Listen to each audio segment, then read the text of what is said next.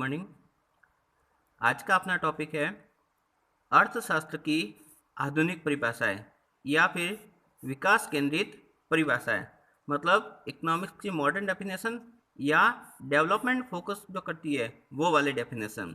क्योंकि इससे पहले अपन ने प्रोफेसर रॉबिन्स को पढ़ा था, जिनके अनुसार चयन या problem of choice he economics की मुख्य समस्या है। बाद में आधुनिक अर्थशास्त्रियों का यह मानना था कि केवल चयन की समस्या अर्थशास्त्र की मुख्य समस्या नहीं रह सकती, क्योंकि जिस समय से वर्तमान परिदृश्य में हमारे जो रिसोर्सेज है, हमारे संसाधन धीरे धीरे खत्म होते जा रहे हैं, तो ऐसी स्थिति में अब ये हमारे सामने समस्या नहीं है कि मेरी आवश्यकता इतनी है और मेरे साधन इतने और इन दोनों के बीच में मुझे क्या करना है, चयन करना है, यानी कि प्रॉब्लम ऑफ चॉइस आ रही है। वर्तमान में इकोनॉमिक्स ये मानती है कि हमें चयन की समस्या तो हमारे सामने है ही है, लेकिन इसके अलावा हमारे सामने जो दूसरी सबसे बड़ी समस्या है वो ये है कि हमारे पास में ये जो रिसोर्सेज है ये भी लगातार घटते जा रहे हैं। इसलिए इकोनॉमिक्स की ये जिम्मेदारी है कि वो प्रॉब्लम ऑफ चॉइस के साथ साथ इन रिसोर्सेज का मैक्सिमम यूटिलाइजेशन कैसे करे उस तरफ भी ध्यान दे। तो यह परिभाषा जो है, आधुनिक परिभाषा है, वो इसी कॉन्टेक्स्ट में लिखी गई है। तो देखते हैं इसमें क्या क्या है। प्रोफेसर केजी सेठ लिखते हैं, अर्थशास्त्र उस मानव व्यवहार का अध्ययन करता है जो साध्यों के संदर्भ में साधनों के परिवर्तन और विकास से संबंधित होते हैं। मतलब अर्थशास्त्र साधनों के परिवर्तन और विकास से संबंधित अध्ययन कार्य है। इसी प्रकार बेंथम लिखते हैं, अर्थशास्त्र जीवन स्तर तथा रोजगार को प्रभावित करने वाले तत्वों का अध्ययन है। इसका मतलब जो एलिमेंट हमारे लिविंग स्टैंडर्ड और एम्प्लॉयमेंट को इफेक्टेड करते हैं उनकी स्टडी ही इकोनॉमिक्स है। प्रोफेसर फर्गुसन लिखते हैं, अर्थशास्त्र दुर्लभ भौतिक साधनों और मानवीय साधनों के मित्रतापूर्ण बंटवारे का अध्ययन करता है। ये सबसे इम्पोर्टेंट है, क्योंकि मनुष्य की ज़रूरतें बहुत ज़्यादा है और हमारे पास इतने संसाधन नहीं है। तो इन संसाधनों का हम मैक्सिमम यूटिलाइजेशन कैसे करें, उनको डेवलपमेंट कैसे करें, इस चीज़ का अध्ययन अर्थशास्त्र की विशेष सामग्री होनी चाहिए। अब अपन देखते हैं कि आधुनिक परिभाषाओं की विशेषता क्या है। तो अर्थशास्त्र का केंद्रीय विषय सीमितता है। ये हमने प्रोफेसर रॉबिन्स की परिभाषा में भी पढ़ा था कि हमारी आवश्यकताएं बहुत ज़्यादा है लेकिन हमारे साधन कैसे हैं, सीमित। अब इन सीमित साधनों में आपको अपनी आवश्यकताओं को संतुष्ट करना है। इसलिए इन परिभाषाओं का भी केंद्रीय विषय तो साधनों की सीमितता ही है, लेकिन साथ ही साथ ये इन सीमित साधनों के विकास पर भी जोर देते हैं। आर्थिक साधन, इन परिभाषाओं में हमने इन इकोनॉमिक रिसोर्स को ही फोकस किया है, दूसरी चीज़ों की तरफ ध्यान नहीं दिया।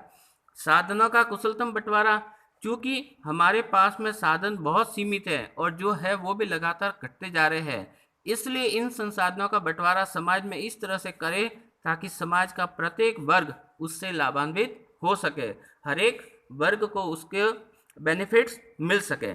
साथ ही साथ ये डेफिनेशन ये भी मानती है कि साधनों का क्या होना चाहिए, फुल यूटिलाइजेशन। इट मीन्स हमारे पास में जो रिसोर्स लिमिटेड है। फॉर एग्जांपल आपके पास में कोयले की ये 10 खाने हैं। अब ये बात तय है कि ये 10 की 20 होने वाली नहीं है, जो है उतना ही है। हम क्या कर सकते हैं, हमारी ज़रूरतों के अनुसार इस कोयले को इस तरह से यूज करें कि उसका वेस्टेज मिनिमम हो और जहां उसकी सबसे ज़्यादा ज़रूरत है वहीं पर उसका यूज किया जाए। इस प्रकार से हमारे सीमित साधनों का हम पूर्ण उपयोग या फुल यूटिलाइजेशन कर सकते हैं।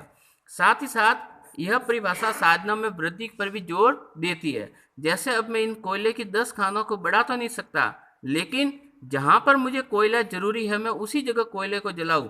बाकी जहां पर मैं काम सौर ऊर्जा से चला सकता हूं तो वहां पर उस सौर ऊर्जा का प्रयोग करके मैं कोयले की खानों को बचा सकता हूँ। तो एक तरह से अनावश्यक चीज़ों में मैं उसका प्रयोग नहीं कर रहा हूँ, तो जिससे कोयला बचाना अपने आप में एक तरह से एक्स्ट्रा खान बनाने जैसा है। तो ये डेफिनेशन ये मानती है कि हमारे जो रिसोर्सेज बहुत लिमिटेड है और वो एक समय बाद में ख़त्म हो रहे हैं, क्योंकि ये समाप्त होने वाले रिसोर्सेज हैं जिनका नवीनीकरण करना संभव नहीं है। तो इन संसाधनों में जब वृद्धि इस तरीके से नहीं की जा सकती तो आप उसके अल्टरनेट ढूंढकर उनमें वृद्धि कर सकते हैं, अर्थात जो कीमती संसाधन है उनका प्रयोग केवल बहुत ही महत्वपूर्ण जगह पर किया जाए। अब इन परिभाषाओं के अपन थोड़े से देखते हैं कि क्या क्या अच्छाइयाँ है या ओवरऑल इनका क्या इम्पैक्ट रह रहा है।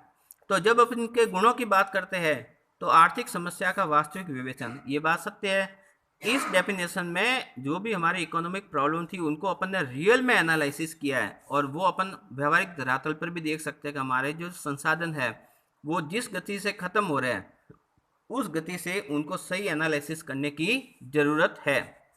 फिर अपन देखते हैं आर्थिक विकास का अध्ययन। तो चूंकि इसमें अपन विकास की बात कर रहे हैं, हमारे संसाधनों को बढ़ाने के लिए या उनका मैक्सिमम डेवलपमेंट कैसे करें, इसलिए इस वाली डेफिनेशन में आर्थिक विकास को भी फोकस किया गया है।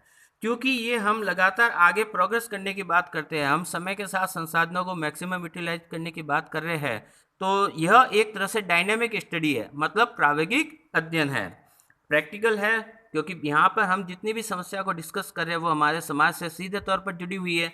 इसलिए यह वाला अर्थशास्त्र पूरी तरह से प्रैक्टिकल है, मतलब समाज के लिए व्यवहारिक रूप से है। सार्वभौमिक, क्योंकि समाज कहीं पे भी हो, कोई सा भी देश हो, कोई सी भी अर्थव्यवस्था हो, भले वो पूंजीवाद हो या समाजवाद हो, सब जगह संसाधन सीमित है और उनको संसाधनों की इस कमी का सामना करना पड़ रहा है। तो ऐसी स्थिति में हम ये कह सकते हैं कि हमारी जो मॉडर्न डेफिनेशन है उसका एरिया यूनिवर्सल है, मतलब आप किसी भी इकोनॉमी में उसको अप्लाई कर सकते हैं। आर्थिक परिणामों का विश्लेषण, क्योंकि इस वाली डेफिनेशन में हम हमारे जो भी प्रॉब्लम्स हैं उनको एनालिटिकल अप्रोच में देख रहे हैं कि हम कैसे उसका बेटर यूज कर सकते हैं या फिर इन फ्यूचर के लिए हमें क्या क्या प्लानिंग कर सकते हैं। इसलिए हम कह सकते हैं कि हमारी इन परिभाषा में एनालिटिकल अप्रोच हमें देखने को मिलती है। तो ये आज के मॉडर्न ज़माने के इकोनॉमिक्स की डेफिनेशन थी, जिसके अनुसार हमारे संसाधन सीमित है, इसलिए केवल हमारे सामने प्रॉब्लम ऑफ चॉइस नहीं है, बल्कि इन सीमित संसाधनों को आप कैसे डेवलप भी कर सकते हैं, उनको कैसे प्रोटेक्ट कर सकते हैं ताकि हम बेटर फ्यूचर के लिए उनका यूटिलाइज कर सके। तो एक तरह से ये जो इकोनॉमिक्स की मॉडर्न डेफिनेशन है वो सस्टेनेबल डेवलपमेंट की तरफ इंडिकेट करती है। Thank you.